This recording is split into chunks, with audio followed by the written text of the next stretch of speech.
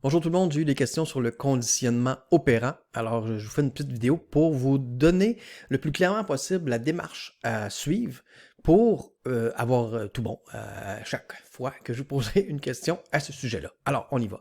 Première étape, assurez-vous que l'énoncé que je vous décris tente vraiment d'expliquer un comportement et non pas une émotion, un comportement. Alors, si dans l'énoncé, il n'y a pas de... la personne n'agit pas avec un comportement, une action, c'est pas le conditionnement opérant qu'il faut prendre, c'est le conditionnement classique. Bon, parfait. Ensuite, un conditionnement, c'est une programmation. C'est comme une programmation. Dans cette situation-ci, fais ce comportement-là, tu obtiendras ces conséquences-là. Donc, SRC. OK? Donc, il faut s'assurer de bien identifier les trois morceaux. Dernière étape, vérifier la conséquence. C'est important parce que dans le cas de comportement répétitif, alors c'est ce qu'il faut se demander.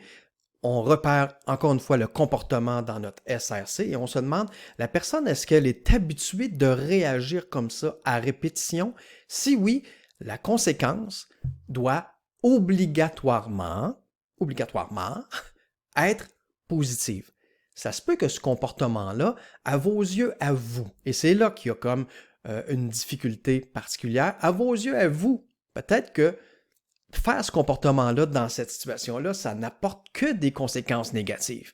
Mais c'est pas vous qu'on est en train d'expliquer, c'est une autre personne. Et si cette autre personne-là fait le comportement à répétition, pour les behavioristes, ça veut dire qu'obligatoirement, il faut que les conséquences soient positives. Ça veut dire quoi ça? Plus précisément, ça veut dire que ça se peut qu'il y ait des conséquences négatives de relier au fait de faire ce comportement-là dans cette situation-là. Et ça se peut même que la personne qui fait ce comportement-là de façon répétée le sache qu'il y a des conséquences négatives. Mais si elle continue de le faire malgré tout, ça veut obligatoirement dire qu'en plus de ces conséquences négatives-là, il y a des conséquences positives d'associer à agir comme ça et elles sont plus grandes, plus importantes pour la personne, pas pour vous, pour la personne qu'on essaie d'expliquer. Donc, les conséquences positives sont plus importantes que les conséquences négatives. Alors, voyons comment on peut appliquer ça à un cas précis. Je reviens dans le formatif que vous avez déjà fait, formatif qui nous parle de JA. JA fuit devant le risque d'être rejeté, puis ça lui cause beaucoup d'ennuis. Bon, première chose que je vous ai dit, est-ce que c'est un conditionnement opérant ou classique? Là, on a le S, un R, un C. En passant, dans le formatif, j'ai fait exprès de mélanger les lettres. Ils ne seront pas toujours les lettres dans le bon ordre, mais il faut s'assurer qu'on les a toutes. Bon. Alors là, est-ce qu'on a une situation? Oui, c'est devant le risque d'être rejeté. Est-ce que ça, c'est une situation? Oui.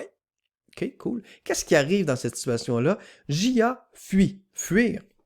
C'est un comportement, ça. Bon. Fait que fuir, c'est la réponse. Puis là, on regarde l'autre bout de phrase. Ça lui cause beaucoup d'ennuis. Est-ce que ça ressemble à une conséquence? Si ça vous aide, mettez le SRC dans le bon ordre. Devant le risque d'être rejeté, JA fuit, ça lui cause beaucoup d'ennuis. Donc, il y a un avant, un pendant, puis un après. Cool. Ça lui cause beaucoup d'ennuis. Là, je vous ai dit, une fois qu'on a identifié les trois parties, on revient sur ces parties-là et on se demande, est-ce que c'est un comportement répétitif, ça? JA qui fuit devant le risque d'être rejeté.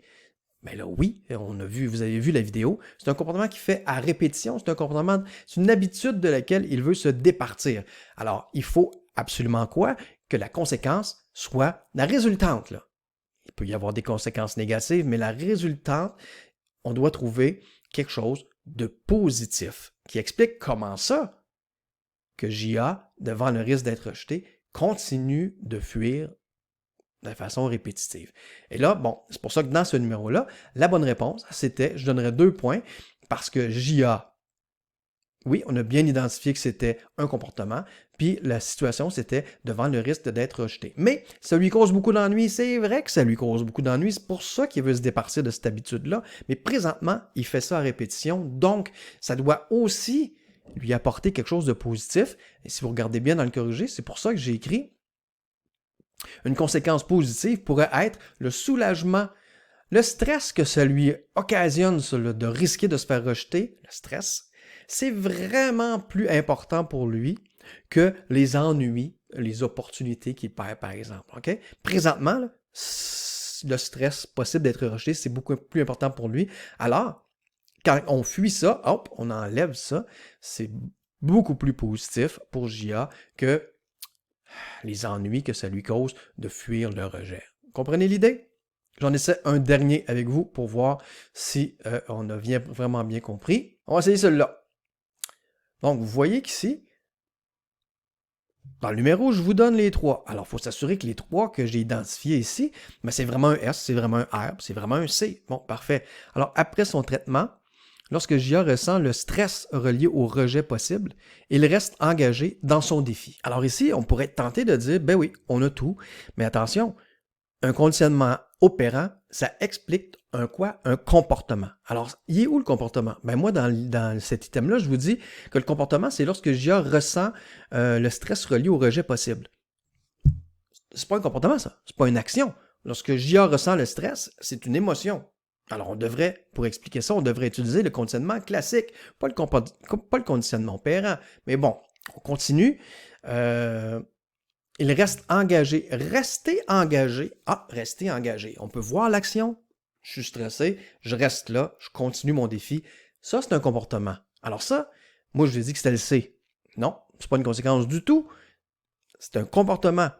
Et lorsque J.A. ressent le stress, ça, c'est pas un comportement, c'est une situation. Dans quelle situation est-ce que J.A. reste engagé dans son défi? Ben c'est lorsqu'il ressent du stress relié au rejet possible.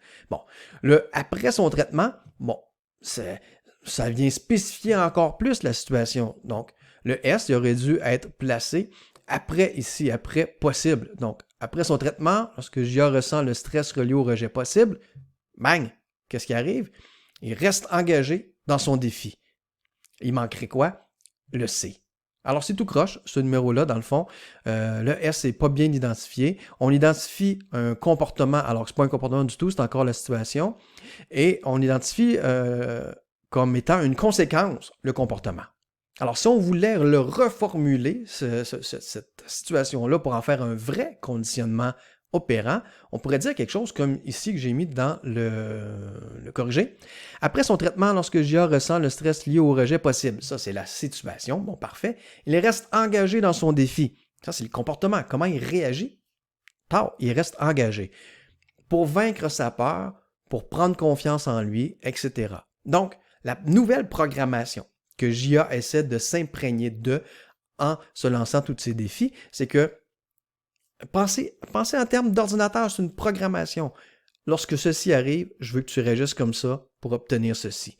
Donc, lorsque tu ressens du rejet, lorsque tu ressens le stress relié au rejet, reste engagé, ne fuis pas ton défi. Voici ce qui va t'arriver, tu vas développer ta confiance en toi. Et là, je vous ai dit, si on veut que ceci soit un comportement, soit une nouvelle habitude, donc un comportement qu'on répète à répétition, chaque fois que le stress relié au rejet arrive, ben, il faut nécessairement que lorsqu'on regarde la conséquence, peut-être que ça va y apporter encore du stress, fort probablement que ça va y apporter encore du stress, surtout au début, mais il faut que la balance soit davantage positive. Donc, ce qu'il faut qu'il focus dessus, c'est l'augmentation de la confiance en lui, ou les gains possibles, les nouvelles opportunités, les nouvelles portes que ça va y ouvrir ça. Il faut qu'il considère que ces portes-là sont plus positives que le stress qu'il va ressentir quand il va penser qu'il va peut-être se faire rejeter ses idées. Ça, c'est pas le fun.